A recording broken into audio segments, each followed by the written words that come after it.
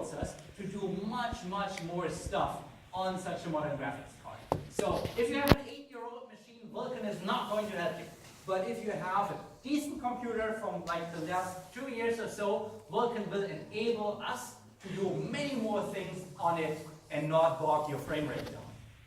And even Vulkan is not even on this chart yet. This is just what we have been doing, modernizing the engine over the course of Xplane 11. So we have the non-HDR frame rate and the HDR frame rate in dark blue. So with Xplane 1130, things are already getting much faster without even being on Vulkan. So we're changing the underlying engine. Now many people have, of course, many add-ons for Xplane, and they ask, oh my god, what does this mean to all the stuff that I have? The good part is the aircraft should just work. So a lot of aircraft use OpenGL to do anything in their cockpit, to render the PFD and the MFD and the electronic flight bag and the charts, and they put up a window where you can set the load manager, can set the fuel, can set the cargo, open the doors, call the stewardess, whatever. And all this stuff, even though it's done in OpenGL, it will continue to work 100% with a Vulkan-based Xplane. Because it's 2D. That's going to work.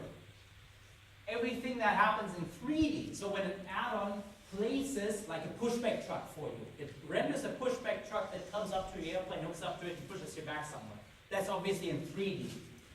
Those programs will just work if they use the current APIs for Xplane 11. If the add-on was made for Xplane 10, then it probably won't work. Then they will need to switch to the current API.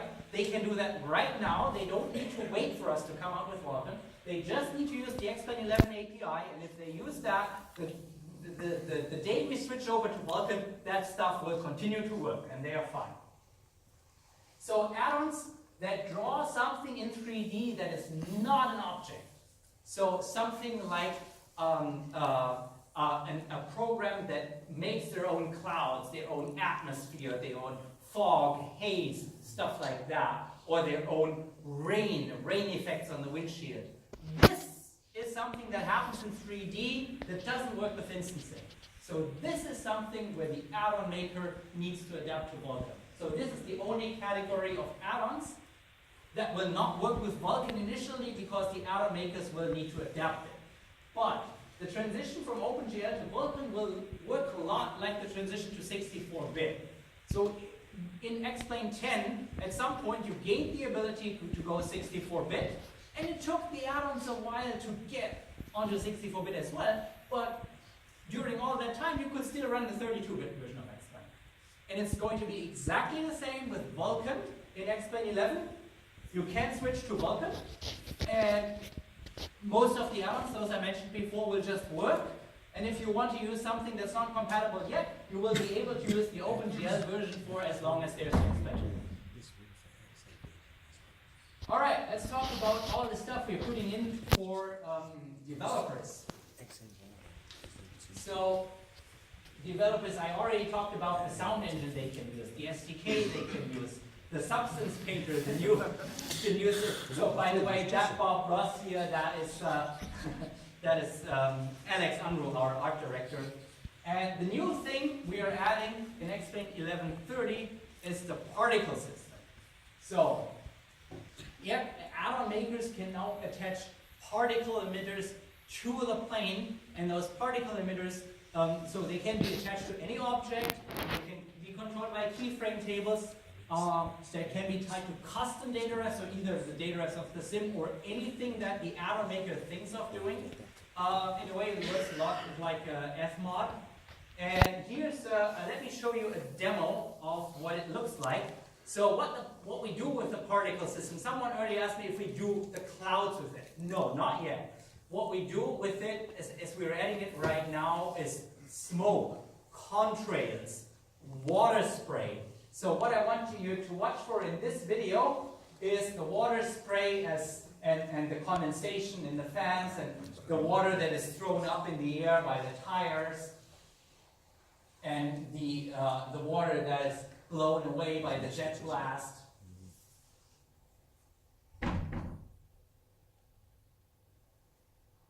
and the condensation effect over the wing. And we are providing automakers with the tools they need to control their effects. They can put in any data ref from the sim, or they can use custom plugins to make their own data refs for it. What I want you to watch here is the wheels. As we accelerate down the wet runway, we leave this trail of water, on the wet runway.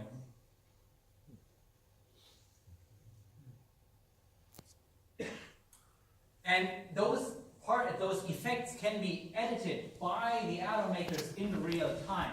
So they have this editor window, and they can change, for example, here the sootiness of the exhaust. That does not look like a healthy 737, so maybe turn it down a little bit. That, I guess, looks better for full power. Yeah, so you can edit it in real time, and add-on makers are going to be able to make amazing stuff with that.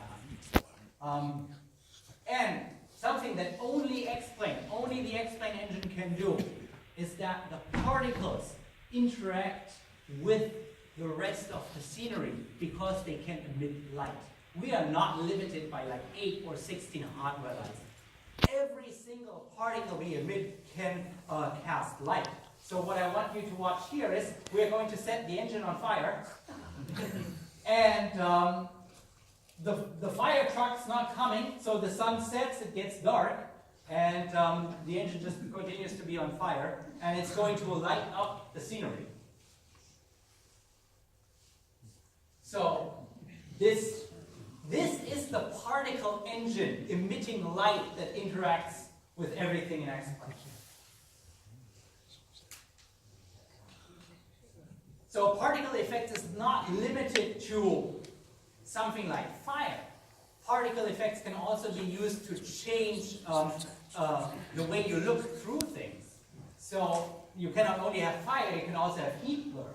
So if you watch this here, you can see just the heat generated by the fire changes the way you look through it and other things.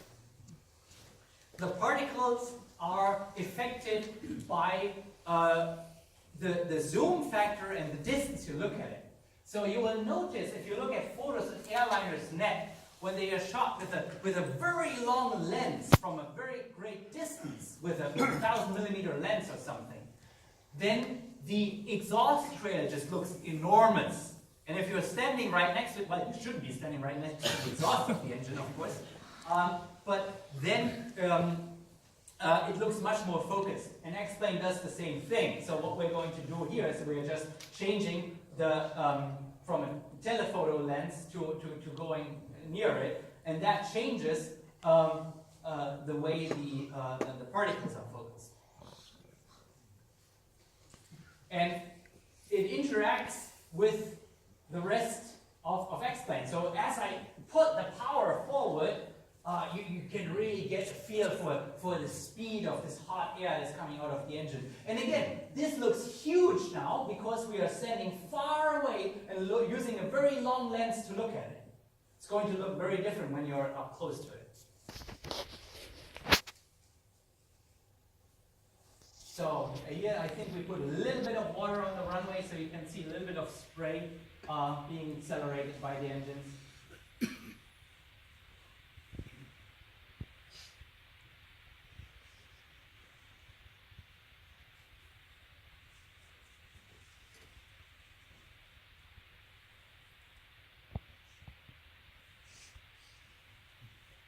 All right, now to the question that is on everybody's mind: when do I get this stuff? When do I get this stuff? And the good part of the answer is most of that you can have next week. So all the airports and landmarks in 1125, of course, that is out now. Everyone has it, of course. 1130, everything that I told you about, physics and lift and vectors and prop governors and autopilots and that stuff, all the new origin objects, all the particle effects you just saw, all of that is already in the hands of people like Orbix and Coronado and Flightsim. So all of the add-on makers of Xplane, they already have it. They are running beta 3 right now. And by the way things look, we are going to, the next or the beta after this, going to release it to everyone. So we will make that publicly available, but all the people who create your favorite add-ons, they already have it. And for Vulkan, well, I showed you it's a very deep hole to dig to get all the way down, but we're doing it properly. You get many of the benefits already in Xplane 1130 because Xplane 1130 runs at a higher frame rate than 20. And the majority of the benefits you get already, and the future will bring the Vulkan base. All right, we have about 10 minutes left for questions, so I'm at the end of my talk, and I'm happy to take any questions now. Thank you.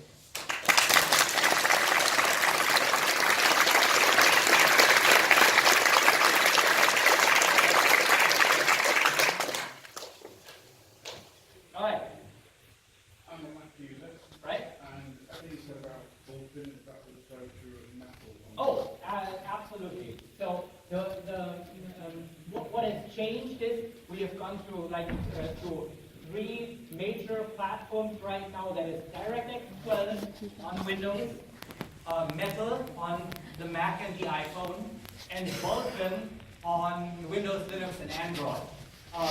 But the good thing about those 3 things is the contents are very, very similar. So the way that DirectX 12 talks to the graphics card is very similar to how Vulkan and Metal talks to the graphics card. And yes, Vulkan will be first, but we're definitely doing Metal as well. Yes, because we kind of have to, because because Apple is trying to get rid of OpenGL now. So we are aware of that, and with Vulkan we can also go to Metal as well. As a follow-up, will that help with the on the Mac? I'm not sure if it will on the Mac. It definitely will on Linux, but I don't know whether Steam VR already works on the Mac. I don't know. Because it works on Linux. So on Linux we already have Steam VR running. We add Vulkan onto that, and Xplane will work.